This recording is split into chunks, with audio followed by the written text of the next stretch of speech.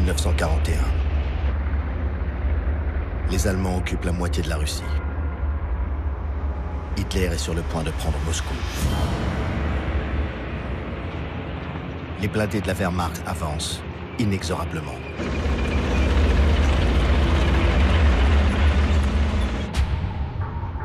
Moscou. 7 novembre 1941.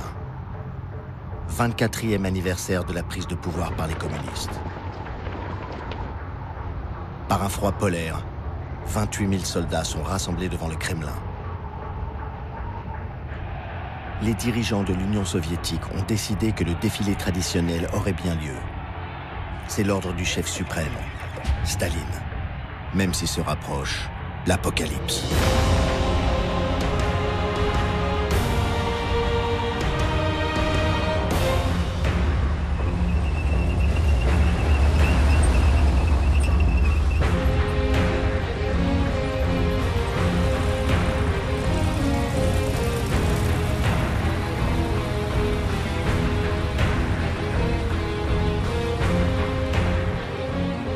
Une jeune moscovite, Margarita Pogrebitskaya, dit « Moscou, ma patrie, mon amour, Moscou invincible.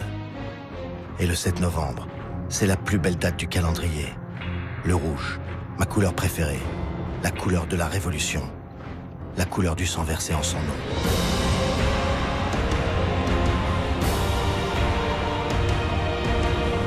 En haut du mausolée de Lénine, Staline parle.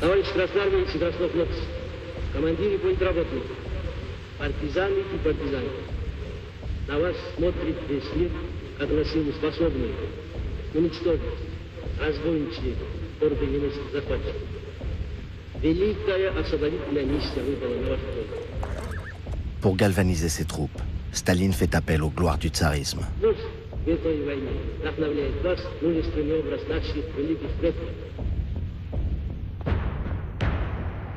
Et il dit, quand on compare Hitler à Napoléon, il faut d'abord se souvenir du sort final de Napoléon.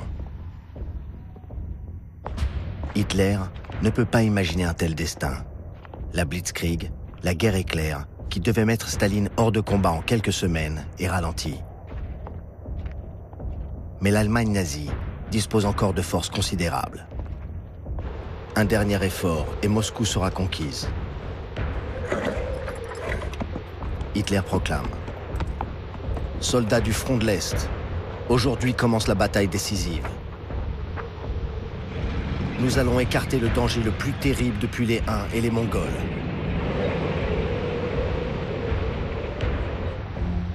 Moscou retient son souffle. Staline se refuse à quitter la ville et maintient sur place une partie de la population mobilisée pour creuser des fossés anti-chars.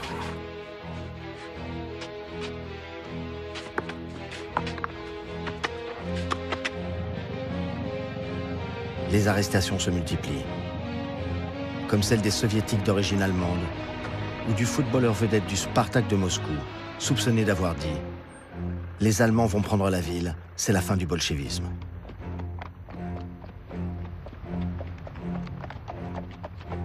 Albina Gantimurova dit « On collectait de l'argent pour l'armée. Les femmes venaient donner leur alliance. » À Berlin, les Allemandes donnent leur manteau de fourrure. Sur le front de Moscou, s'abat sur les soldats allemands un ennemi implacable. Le froid, exceptionnel, moins 35 degrés, qui fissure l'acier des chars, solidifie les pneus des camions, gèle la graisse des armes et achève les chevaux. «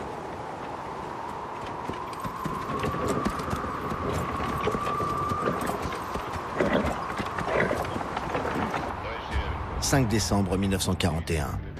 Staline et le général Zhukov, avec son état-major, la Stavka, organisent en secret une puissante contre-offensive pour dégager Moscou. 1 million de soldats soviétiques se mettent en marche. Albina Gantimurova, devenue sergent-chef, témoigne. Il y a l'ordre numéro 227. Pas un pas en arrière. Si vous faites ce pas, vous êtes fusillé. Des policiers marchent derrière nous et ils tirent sur ceux qui reculent. Staline dit, avec son humour macabre, « Dans notre armée, il est plus dangereux de reculer que d'avancer. » La brancardière Nadejda Anisimova raconte. « Mourir. Je n'ai pas peur de mourir. La jeunesse sans doute. La mort est toujours à 2 pas. J'entends un blessé. On me crie. N'y va pas, tu vas te faire tuer. Je rampe, je le ramène vivant. Le commandant veut me punir d'avoir désobéi. Son second veut me décorer. À 19 ans, j'ai la médaille de la bravoure et des cheveux blancs. Je rentre chez moi. J'ai les 2 poumons perforés, une balle dans les vertèbres. Je suis paralysé. Ma mère et ma sœur me disent « On avait reçu ton avis de décès. » Sur le front, d'autres femmes souffrent et continuent à se battre.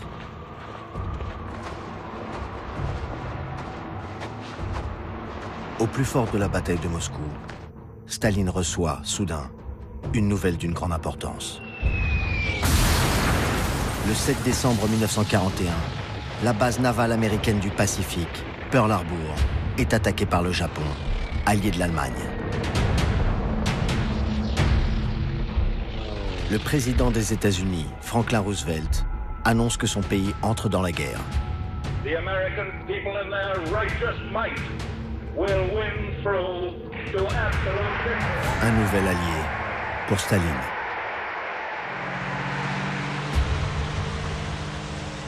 Noël 1941. Moscou est sauvé, au prix de 300 000 morts. Staline fait diffuser cette image d'une femme qui se signe pour montrer que Dieu est maintenant permis.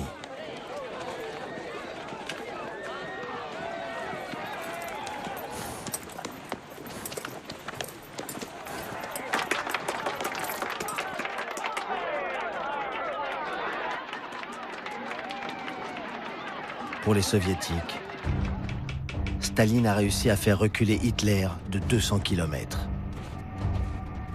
Mais le Führer ne se sent pas vaincu.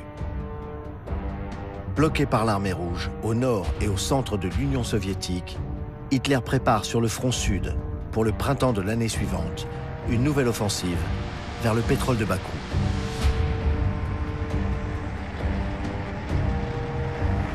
« 28 juin 1942. Les Allemands reprennent leur avance, foudroyante, 300 km en un mois.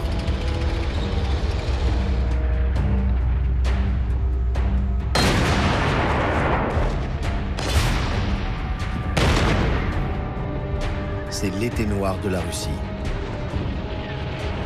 23 juillet 1942. Hitler inquiète son état-major avec un nouveau projet qui divise ses forces. Hitler ordonne au général Paulus, qui avait organisé l'attaque de l'Union soviétique, de faire mouvement vers Stalingrad. Objectif stratégique et symbolique, parce que portant le nom de Staline.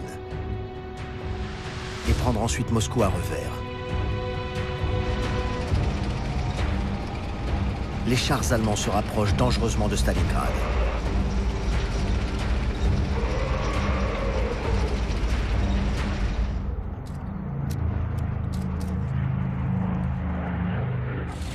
Un réconfort pour Staline. Le 10 août 1942, atterrit à Moscou l'avion personnel du Premier ministre britannique, Winston Churchill. Avec lui, l'envoyé spécial américain, le puissant homme d'affaires, Averell Harriman, coordinateur de l'aide alliée. Cette aide sera décisive. 15 000 avions, 140 000 camions, des millions de tonnes de carburant et d'approvisionnement. Molotov, ministre des Affaires étrangères de Staline, fait jouer l'Internationale, l'hymne soviétique de l'époque.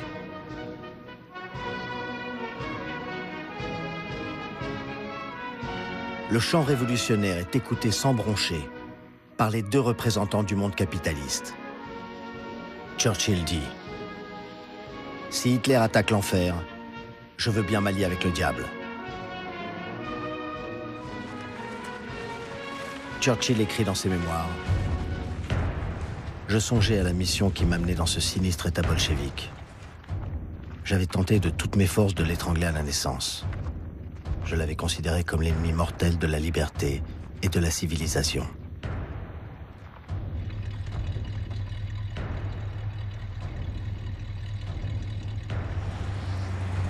Et une belle limousine Packard les emmène au Kremlin, où Staline les attend.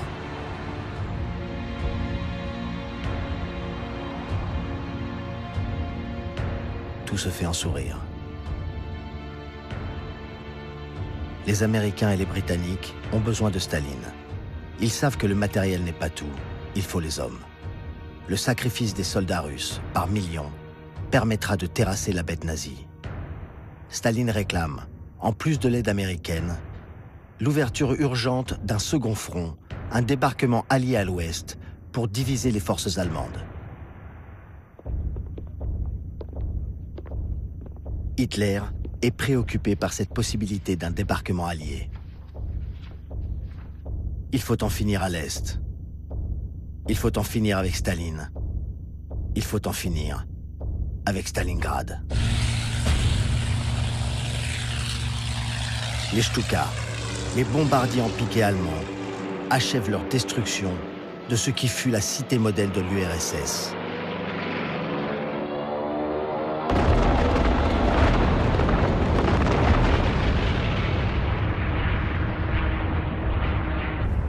Le général Paulus lance sa 6e armée à l'assaut de Stalingrad.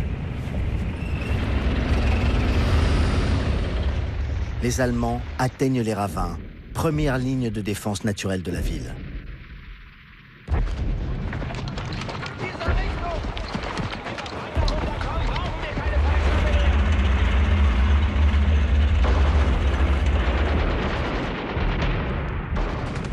Ils se heurtent à une très violente résistance des Russes.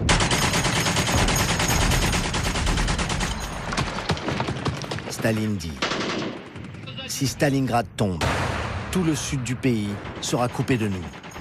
Nous perdrons notre pétrole, nous perdrons la Volga, la principale route fluviale du pays. Staline, un quart de siècle plus tôt, avait commencé ici sa marche vers le pouvoir. Carrefour stratégique entre Bakou et Moscou, la ville s'appelait alors Tsaritsyn. 1918. Le territoire contrôlé par les bolcheviks, les rouges, communistes, est attaqué par les blancs, les armées tsaristes. C'est la guerre civile. Staline joue déjà un rôle dans le premier gouvernement communiste de l'histoire, présidé par Lénine, qui apprécie cette détermination. Staline est commissaire à l'approvisionnement. Il part pour Tsaritsyn collecter du blé pour la capitale, qui a faim. Il commence par faire rafler tout le grain, déclenchant révolte et famine.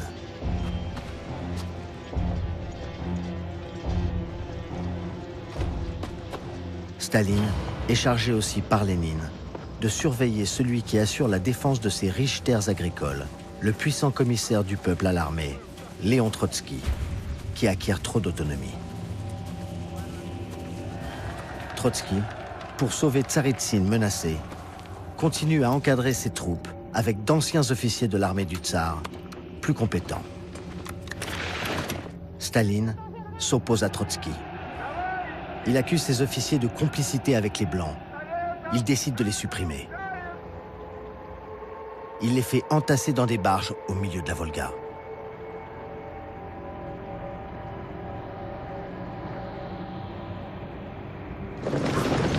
Staline s'improvise chef de guerre, rase les villages, fusille, répand la terreur.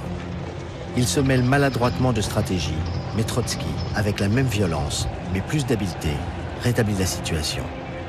Ce qui n'empêchera pas Staline de se proclamer le vainqueur de Tsaritsyn et d'adopter cette tenue militaire qu'il ne quittera plus. Il est sur tous les fronts de la guerre civile. 1919. Les Rouges affrontent de nouveaux ennemis, français, américains, britanniques ou japonais, venus au secours des Blancs. Mais après les hécatombes de la Grande Guerre, l'aide des Alliés reste limitée. Ils veulent surtout stopper la contagion communiste. Parce que Trotsky veut exporter la révolution.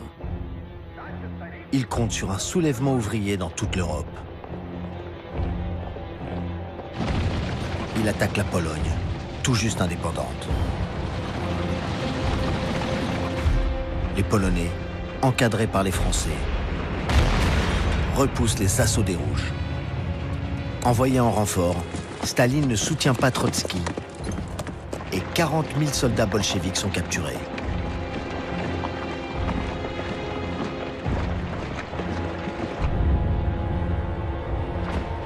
« 1920. Malgré son échec devant Varsovie, Trotsky incarne toujours le communisme de guerre, la priorité absolue à l'armée rouge. Trotsky réussit à éloigner des affaires militaires Staline, qui est toujours dans le gouvernement. Chacun peut redouter ses méthodes, derrière ses petits yeux qui se plissent quand il esquisse un sourire.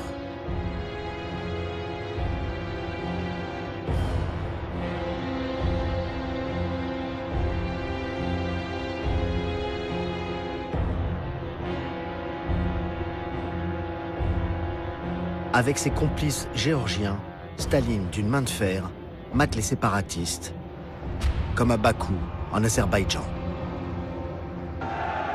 Les communistes locaux doivent célébrer la fin de leur indépendance aux accents de l'international, joué au tar, l'instrument populaire du Caucase.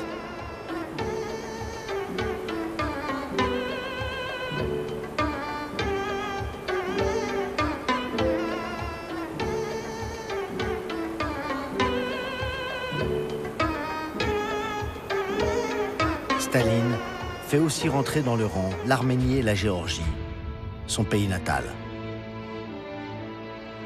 Quand il rendra visite à sa mère, elle lui demandera « Dis-moi mon fils, tu n'as pas le sang du tsar sur les mains ?» Staline jure alors qu'il n'a pris aucune part à l'assassinat de Nicolas II et de sa famille 3 ans plus tôt. Prisonnier des bolcheviks, Nicolas II, avec le tsarévitch, le prince héritier, l'impératrice et leurs 4 filles, avaient été déplacés tout au long de la guerre civile, jusqu'à cette maison aux portes de la Sibérie, où ils avaient été tués. Qui avait donné l'ordre de tirer?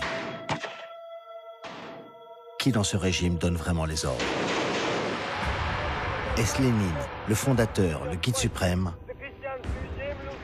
Le conseil des commissaires du peuple, le gouvernement, dont Staline est membre? Ou le bureau politique, le politburo, auquel appartient aussi Staline? C'est le parti communiste qui donne les ordres. Le parti où monte le pouvoir de Staline et enfle celui des bureaucrates.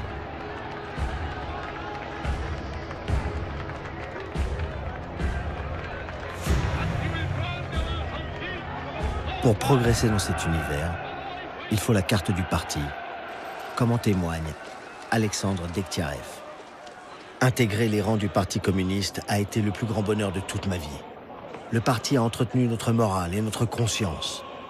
C'est le parti qui m'a donné la force de résister à toutes les épreuves. Ce qui m'a permis de survivre, c'est ma croyance indéfectible dans notre parti léniniste et nos principes humanistes.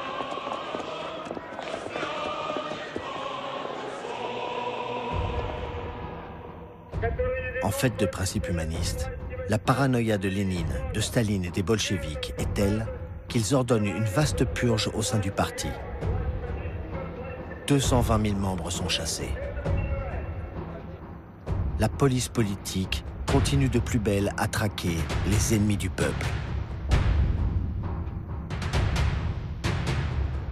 Le bourreau en chef, c'est Dzerzhinsky et ses tueurs.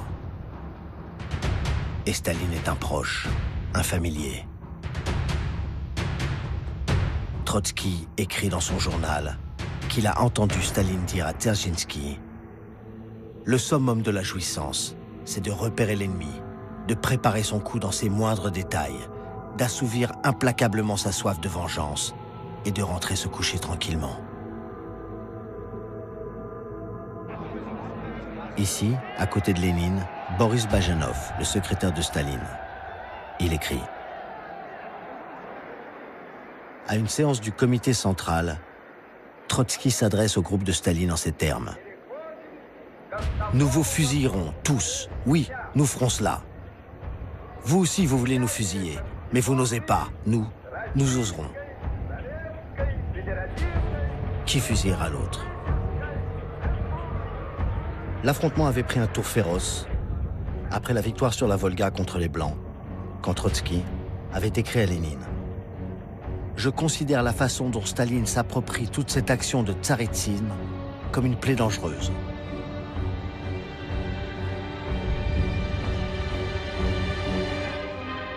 En faisant tourner un film, Staline forgera sa légende de vainqueur de tsaritsine et de héros de la guerre civile.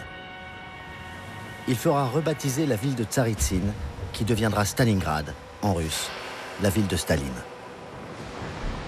20 ans plus tard, en 1942, Stalingrad est un champ de ruines aux mains des Allemands. 15 octobre 1942, les soldats d'Hitler, après 2 mois de terribles combats, ont atteint leur objectif, les berges de la Volga. De l'autre côté du fleuve, les Russes se regroupent et se réconfortent avec une déclaration inattendue de Staline. « Demain, nous danserons dans les rues. » Que veut dire Staline? Il sait que dans le plus grand secret, son chef d'état-major, le général Zhukov, prépare une contre-offensive. Le sort de son pays se joue. Mais Staline a, en plus, des soucis personnels. Il attend la visite du redoutable chef de la police politique, Beria, et des principaux responsables des organes de répression.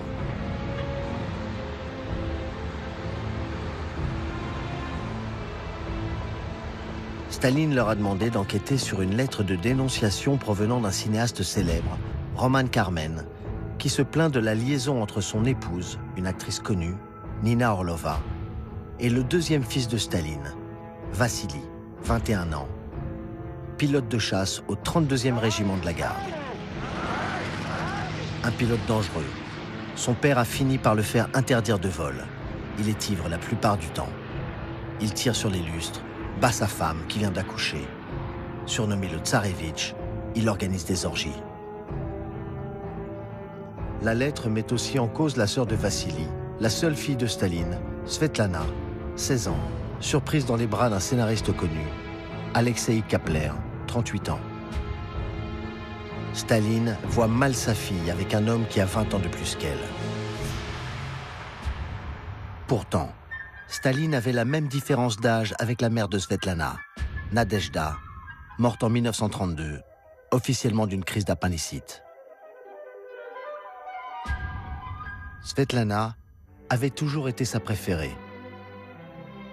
Cajolée par ces hommes d'apparence si paisible, comme celui qu'elle appelle oncle Beria, le chef de la police, ou dans les bras du tyran, qui était un bon père de famille. À l'occasion facétieux. En 1942, en pleine bataille de Stalingrad, Svetlana apprend que sa mère s'était en fait suicidée 10 ans plus tôt. Pourquoi? Un secret d'État. Le réconfort de Svetlana, c'est Kapler. Il lui fait découvrir la littérature, souvent érotique. Svetlana écrira « Ce qui troublait le plus mon père, c'est que Kapler était juif. » En ce mois de novembre 1942, la lettre dénonçant les enfants de Staline est une affaire sensible parce qu'elle touche à ce qui sera appelé la nomenclatura, la liste magique des privilégiés du régime. Les dignitaires du parti, les artistes utiles au pouvoir ou les bourreaux de la police. Tant qu'ils sont les favoris, ils vivent dans un confort inconnu du reste du monde soviétique, même au pire moment de la guerre. Ainsi, le grand amour de la fille de Staline, le scénariste Alexei Kapler, personnalité du monde du cinéma, se croyait intouchable. Il est envoyé, comme correspondant de la Pravda, se faire tuer à Stalingrad. Il survit à cet enfer. Alors Staline le fait déporter en Sibérie, au-delà du cercle polaire, au camp de concentration de Vorkuta, surnommé la guillotine glacée. Accusé d'avoir des liens avec l'étranger et d'être un espion anglais, Kapler est condamné à 5 ans de goulag. Goulag, initiale de Administration principale des camps. Ce que le grand écrivain russe Solzhenitsyn appellera l'archipel du Goulag. Des centaines de camps de concentration, datant souvent de Lénine et multipliés à l'infini par Staline. En pleine guerre, au moment où le sort du monde se joue à Stalingrad, au moins 3 millions de soviétiques sont des zèques, des bagnards, pour la plupart des malheureux, raflés sans autre motif que de remplir les quotas fixés par Staline à sa police pour compenser un taux de mortalité très élevé.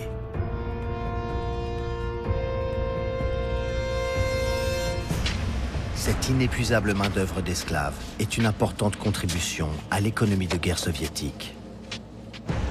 L'or est extrait au camp de la Kolyma, ou le charbon à Vorkuta. Dans ce complexe minier, descendent au fond des professeurs d'université, des violonistes, des prêtres.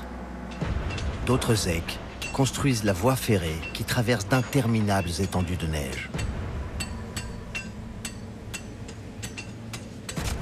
L'enfer, pour les Russes, n'est pas un brasier éternel, c'est un désert glacé.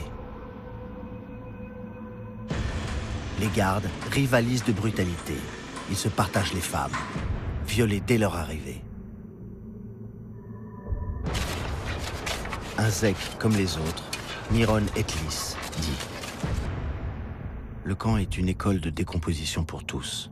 L'homme en sort irrémédiablement abîmé. Notre peuple tout entier a été abîmé par cette expérience collective. Le goulag est entré dans nos gènes. 1 607 000 zèques vont mourir au goulag. »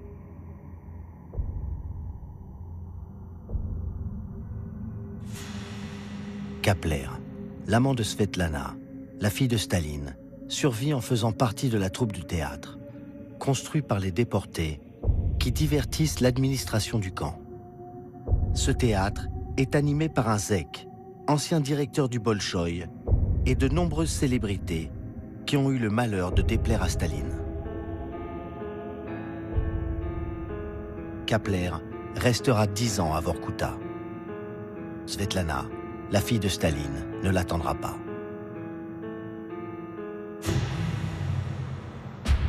Novembre 1942. Muré dans la solitude paranoïaque du Kremlin, coupé de sa famille, Staline vieillit. La bataille de Stalingrad le mobilise 16 heures par jour.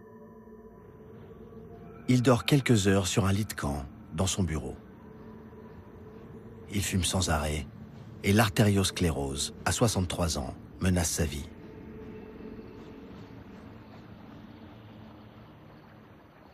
« 19 novembre 1942. 13 000 canons soviétiques se déchaînent, avec les terrifiants lance-roquettes multiples, surnommés par les Allemands, pour leur rugissement, les orgues de Staline.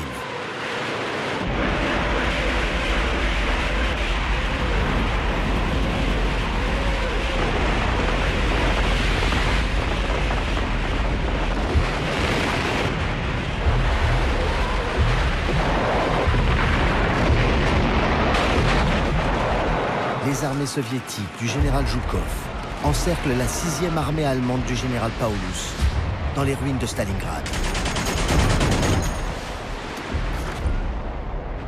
Hitler interdit à Paulus de rompre cet encerclement et de battre en retraite.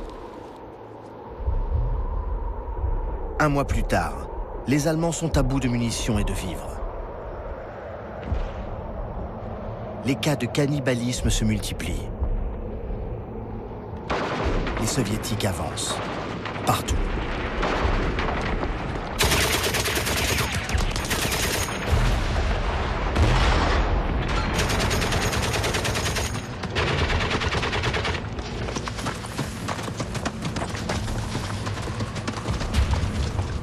2 février 1943.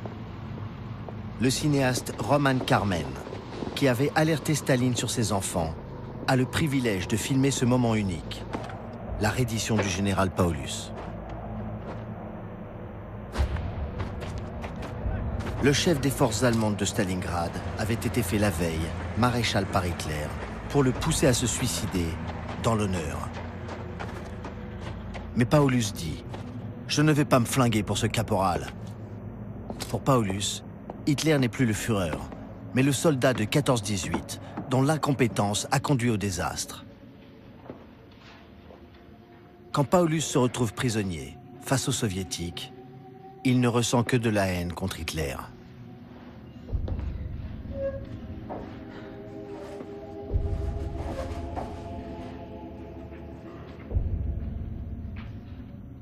Hitler, lui, cherche à l'échanger contre le fils aîné de Staline, Yakov, prisonnier depuis juillet 1941. Staline fait répondre « On n'échange pas un maréchal contre un lieutenant ». Le cadavre du fils de Staline est retrouvé dans les barbelés électrifiés de son camp de prisonniers en Allemagne. À Stalingrad, au bout de 6 mois de combat, 500 000 Allemands sont morts, 100 000 ont été faits prisonniers. Bien peu reviendront, 10 ans plus tard. « 900 000 soldats soviétiques ont été tués, 700 000 ont été blessés. »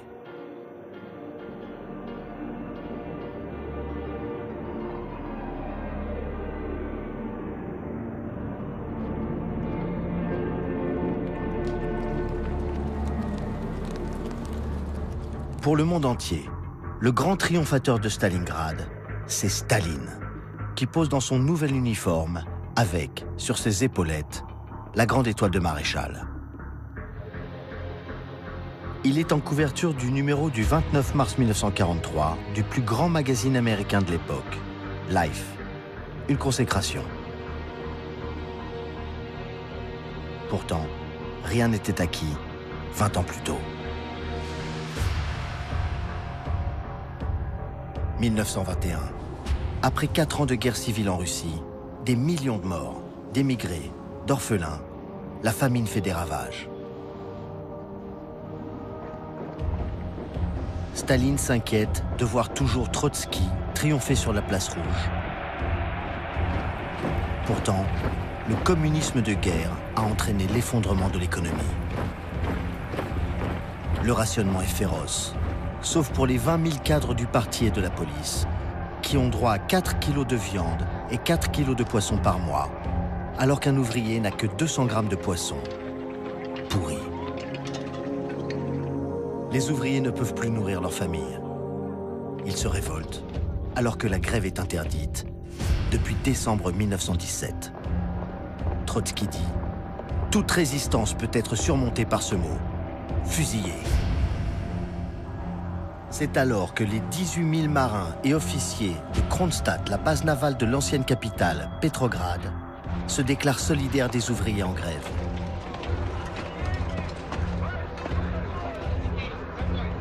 Leur mot d'ordre, les soviets oui, mais sans les bolcheviks.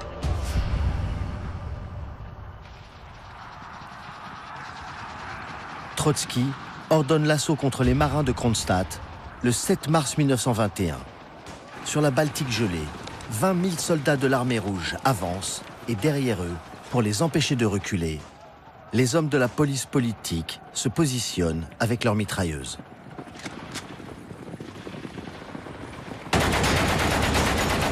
Après 10 jours de combats sanglants, les mutins, à bout de vivres et de munitions, se rendent aux soldats de l'armée rouge.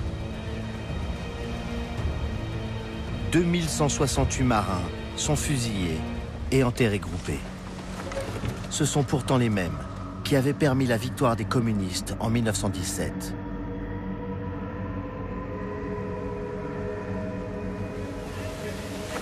Mais la révolte des marins de Kronstadt oblige Lénine à faire marche arrière. Il dit « Nous pouvons revenir quelque peu sur nos pas, sans détruire la dictature du prolétariat. » Dès mars 1921, Lénine institue la NEP, initiale de nouvelles politiques économiques. Une libéralisation temporaire mais spectaculaire. Dénationalisation, fin des réquisitions forcées, fin du travail obligatoire, rétablissement de l'héritage. Les paysans peuvent de nouveau, librement, vendre leurs récoltes. Les boutiques se remplissent. Moscou recommence à espérer et à faire la fête.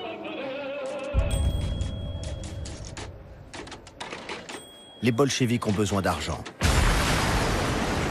Lénine envoie au Politburo, le 19 mars 1922, la directive suivante. Nous devons confisquer les biens de l'Église. Nous devons livrer bataille au clergé de la manière la plus résolue, écraser sa résistance avec une telle cruauté qu'il ne l'oubliera pas.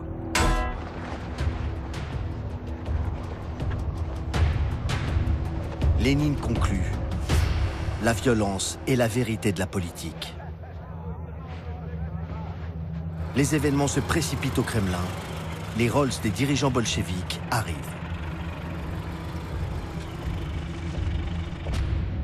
Le 3 avril 1922, celui qui est appelé le meilleur disciple de Lénine, Staline, devient secrétaire général du Parti communiste.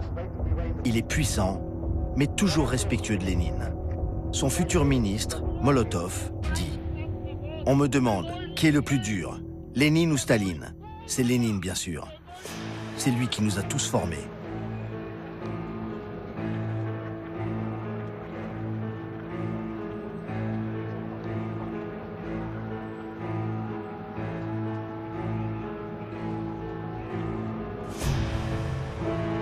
Lénine est soudain terrassé, à 52 ans, par un accident vasculaire cérébral, le 25 mai 1922.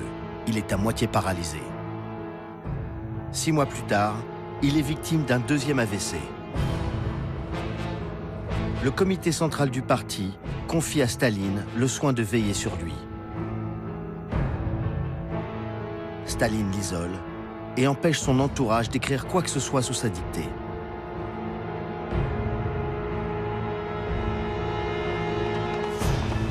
Et l'année se termine par la création, le 22 décembre 1922, de l'URSS, l'Union des républiques socialistes soviétiques, dont l'emblème est la faucille du paysan et le marteau du prolétariat ouvrier.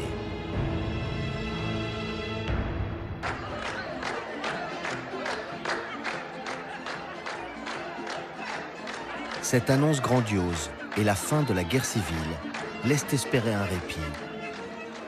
Mais la terreur s'abat de plus belle.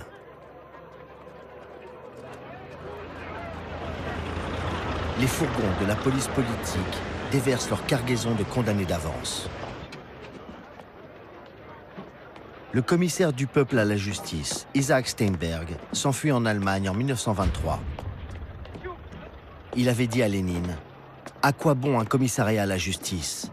Appelons-le plutôt commissariat à l'extermination sociale. » Lénine avait répondu « Excellente idée ».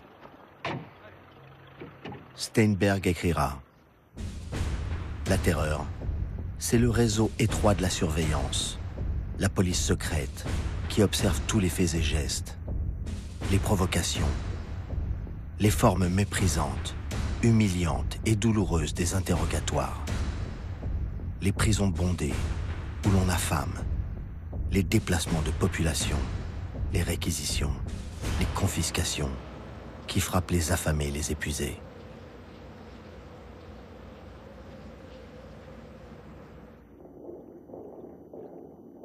Staline porte le cercueil de Lénine.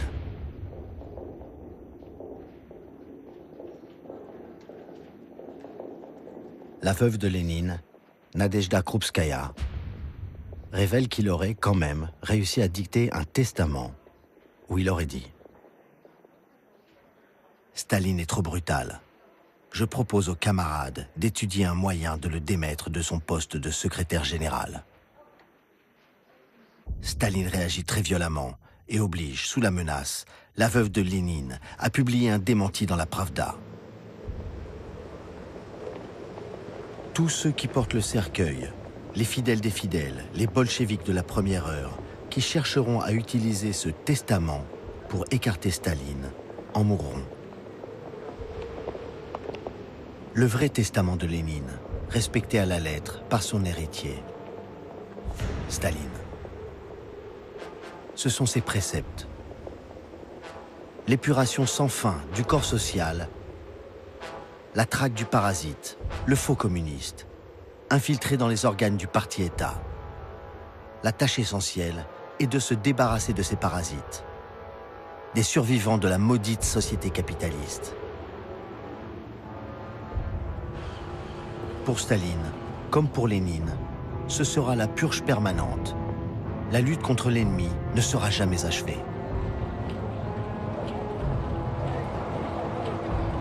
Pendant que la dépouille de Lénine est rapidement embaumée, Staline fait dynamiter le sol gelé devant le mur du Kremlin pour poser les fondations d'un mausolée, d'abord en bois, puis en granit rouge et marbre noir, avec une tribune sur laquelle les tout-puissants dirigeants communistes viendront dominer le peuple.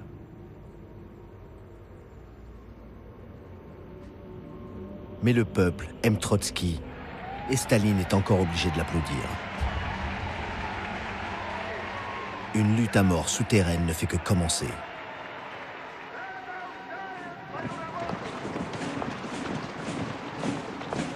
Devant le tombeau, les pionniers et les komsomols, les jeunesses communistes, défilent toute l'année. Dans leur rang, Vassili Nikolaïev pleure. Il dira « Mais comment le grand Lénine peut-il être mort? C'est impossible, c'est un saint. » Le culte de la personnalité commence. Staline institue une commission pour l'immortalisation de la mémoire de Vladimir Ulyanov, dit Lénine. Et le nom de Lénine est donné à Pétrograd, l'ancienne capitale, Saint-Pétersbourg, qui s'appellera désormais Léningrad. 1943. Depuis 2 ans, les Allemands encerclent la ville. Hitler n'a pas réussi à s'emparer du premier symbole du pouvoir soviétique, Stalingrad, et s'acharne sur l'autre symbole, Léningrad.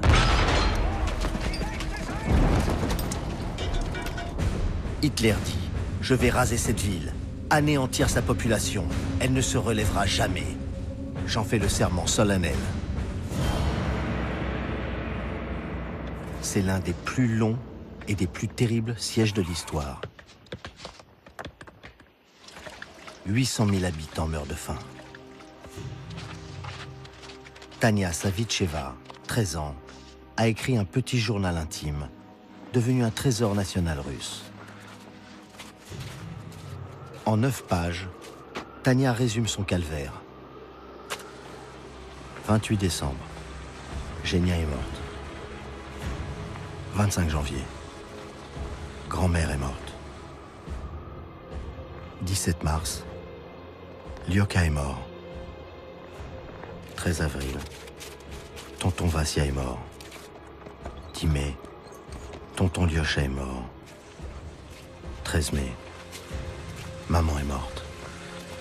La 10e page ne sera jamais écrite, parce que Tania est morte d'épuisement.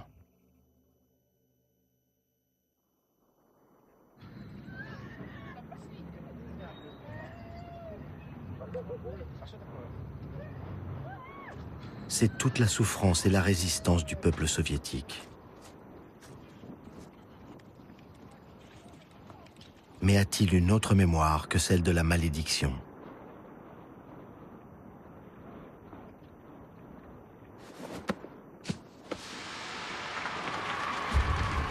« 1925. C'est le temps où les enfants de Moscou croient en l'avenir et acclament les héros de la Révolution, réunis autour de Staline, qui marche vers le pouvoir. Ici, les premiers bolcheviks, Zinoviev, Kamenev, Voroshilov ou Boukharine qui se méfie de Staline. Il dit C'est un intrigant sans principe qui subordonne tout à sa soif de pouvoir. Il change de théorie au moment où il parle, selon la personne qu'il a décidé d'éliminer. Mais tous s'allient à Staline pour lutter contre Trotsky, toujours soutenu par beaucoup de militants.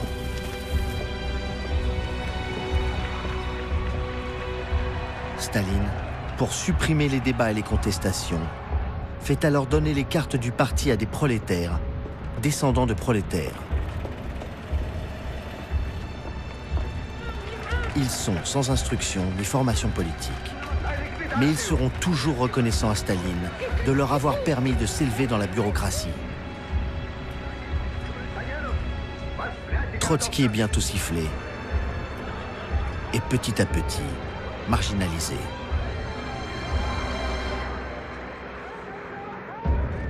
Staline n'a pas encore le pouvoir de tuer ses ennemis. Mais au bout de 3 années de lutte tenace et de complot perfide, il obtient l'exclusion du parti de Trotsky. Staline peut alors humilier Trotsky, l'exiler dans une lointaine république soviétique d'Asie centrale, le faire filmer, encadré sans ménagement par des policiers dont le chef, à droite, pistolet dans la poche, dirige la caméra.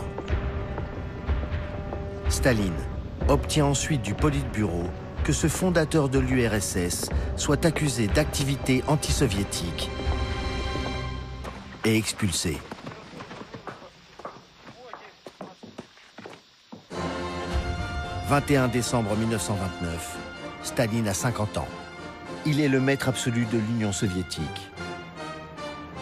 Il convoque les caméras au Kremlin devant une statue de Lénine pour signifier qu'il est son continuateur.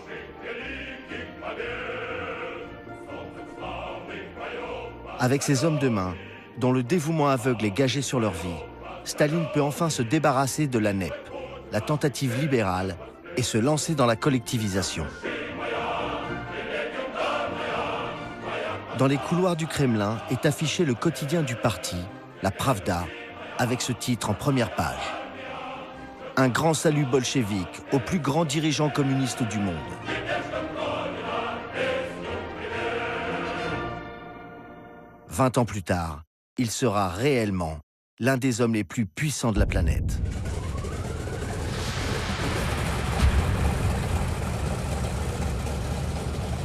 « 25 novembre 1943, Staline prend l'avion pour la première fois. Il a peur en survolant son Caucase natal. Il se rend à Téhéran pour une conférence entre les principaux alliés contre l'Allemagne. Staline est assez puissant maintenant pour imposer comme lieu de rencontre son ambassade en Iran, sécurisée par un bataillon de policiers soviétiques et truffé de micros. Staline surprend les témoins. Il boite et son bras atrophié ajoute à sa démarche d'ours.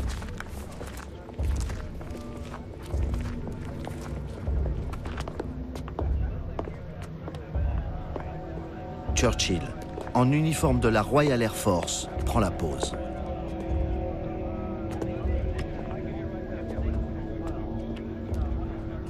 La cérémonie d'ouverture de la conférence commence par l'Internationale, encore un temps, l'hymne soviétique. Staline, qui décide seul de tout, s'est entouré pour la galerie de ses vieux complices. Le maréchal Voroshilov et Molotov, son ministre des Affaires étrangères. Churchill offre à Staline, au nom du roi George VI, une épée sur laquelle est gravé « Au courage héroïque des citoyens de Stalingrad ».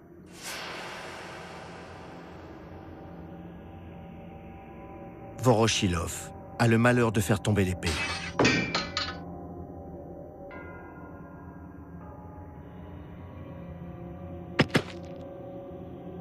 Il jette un regard éperdu à Staline. Il sait qu'il va se faire insulter devant tout le monde. Jusqu'à ce qu'un policier le soulage de son fardeau.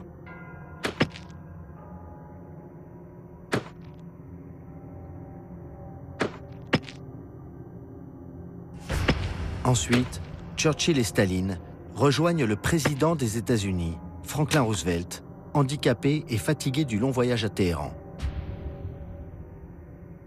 Staline cherche à se rapprocher de Roosevelt, qu'il juge, d'après les écoutes, naïf et malléable. Staline a besoin d'un appui contre Churchill sur la question du second front. Churchill voudrait attaquer par le sud, qu'il appelle le ventre mou de l'Europe, et prendre les Russes de vitesse, arriver le premier à Berlin. Mais Staline obtient le débarquement en Normandie, plus éloigné, pour le printemps 1944. Roosevelt montre sa sollicitude à Staline pour la photo officielle.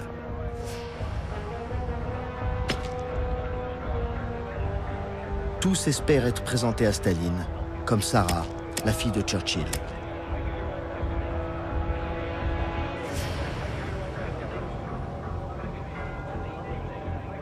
L'atmosphère est à l'optimisme.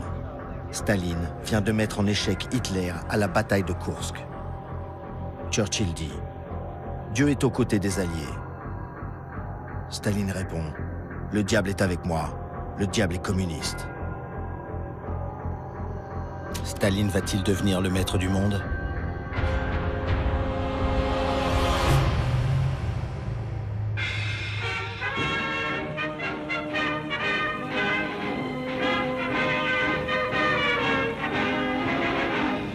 Сурово брови мы насупим, если враг захочет нас сломать. Как невесту родину мы любим, бережем, как ласковую мать.